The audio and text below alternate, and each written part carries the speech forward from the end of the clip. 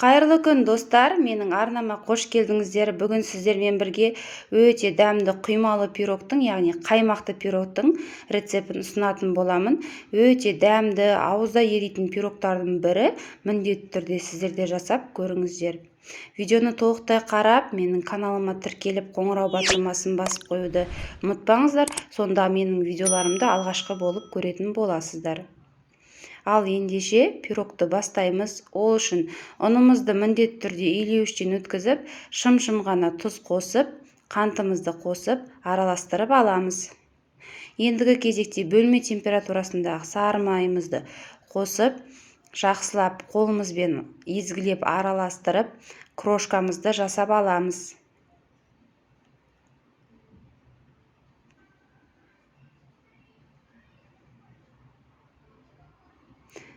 Мінеки біздің крошкамыз дайын болды.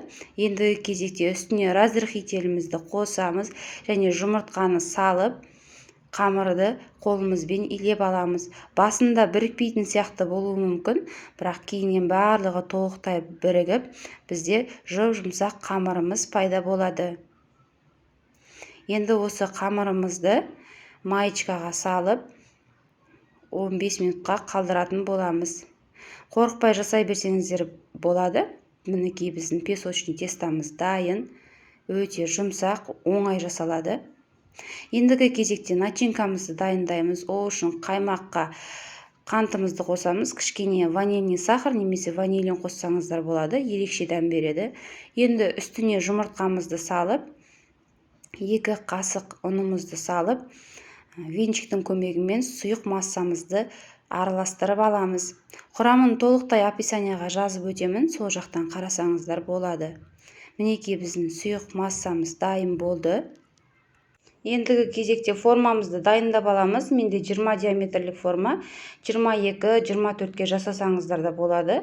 Қамырымызды 2 бөлікке бөліп, астына төсеп шығатын боламыз.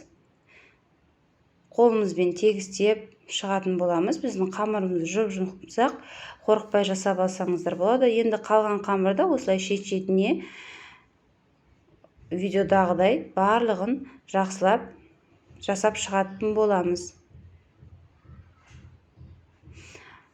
Әдемі көріну үшін осылай вилканың көмегімен басып шықсаңыздар болады.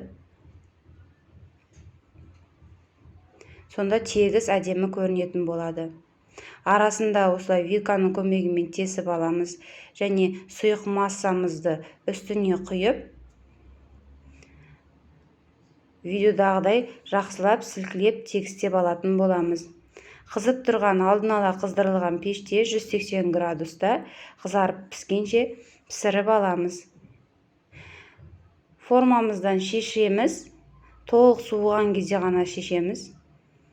Мінеки біздің пирогымыз дайын, өте оңай, құрамы да қарапайым рецептпен бөлістім. Міндетті түрде жасап көріңіздер. Қалауларыңызша бетіне шоколадпен сәндесеңіздер болады, немесе сахарный пудра сепсеңіздер болады. Өзі өте дәмді, ауызда еритін пирогтардың бірі. Сондықтан міндетті түрде жасап көріңіздер. Видеоны толықтай қарағандарыңызға рахмет. Сіздермен болған Нұрия Амангелді. Келесі видеоларда жолыққанша қош сау болыңыздар. Қазақша контентті қолдап, каналыма тіркеліп, лайк басып, пікір қалдыруды ұмытпаңыздар.